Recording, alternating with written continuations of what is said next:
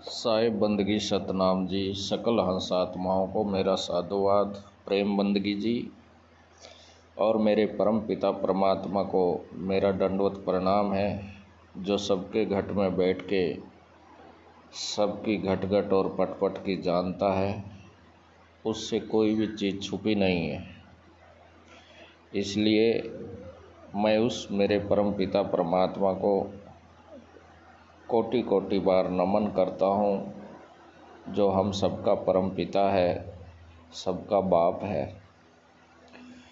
और आज ये एक अहंकार का खुलासा करता हूँ, जिसने अहंकार वश आकर इतनी बड़ी बात बोल दी, जो आज तक किसी संत महात्मा ने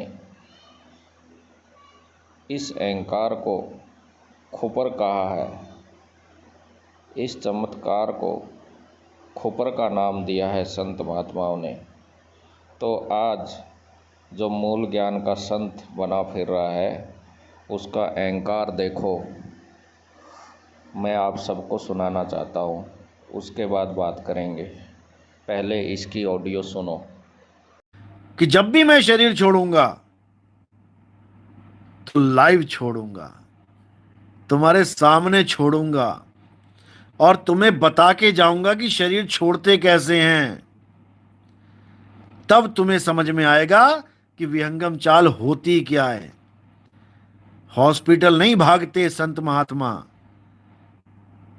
कि ट्रेन में बैठे हैं, छाती में दर्द हुआ, ले चलो मुझे, रोक लो गाड़ी, गाड़ी चेन खींच लो। ऐसे नहीं करता कोई संत। देखो साध संगत जी, कितनी बड़ी अहंकार की बात कर रहा है ये। एक तरफ तो अहंकार कर रहा है और दूसरी तरफ मजाक कर रहा है।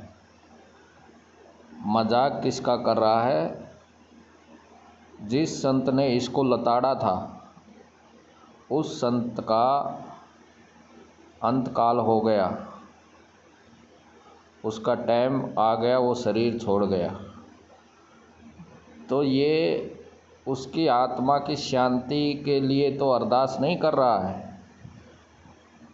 इसने तो उस संत महात्मा को मजाक बना दिया है और उसका मजाक बार बार किया जा रहा है। और उसके मजाक के ऊपर इसने अपनी दुकान खोल ली है और बोलता है, आपने सुना ही है कि मैं जब प्राण छोड़ूंगा तो लाइव ही छोड़ूंगा, ताकि आप सबको पता चले कि कैसे मरा जाता है। तो भाई, अगर लाइव ही छोड़ेगा तो आप जीवित मरते हो, इसका मतलब। तो फिर ये अपने शिष्यों को आप पहले ही दिखा दो खसनी। मरने के बाद क्या दिखाओगे? अब तो आप जीवित हो और आप तो जीवित मरते हो। तो आप दूसरी दीक्षा देते टाइम मरने की कला सबको दिखा दो, ताकि सारा संसार तुम्हारे से जुड़ जाएगा, फिर तो तुम्हें मान लेंगे। अब मरते टाइम दिखाओगे तो इस बात की क्या गारंटी है कि आप मरते टाइम दिखाओगे? क्योंकि आपकी किसी बात की कोई गारंटी है ही नहीं है।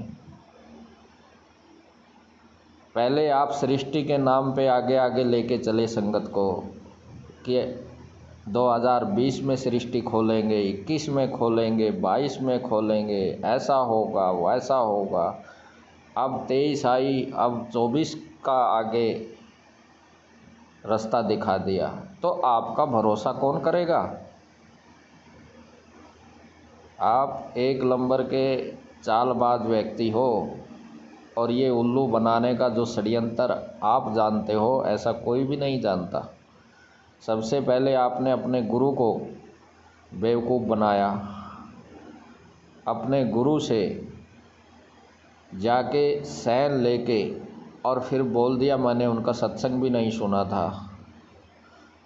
तो आपका तो गुरु भी भरोसा नहीं करता।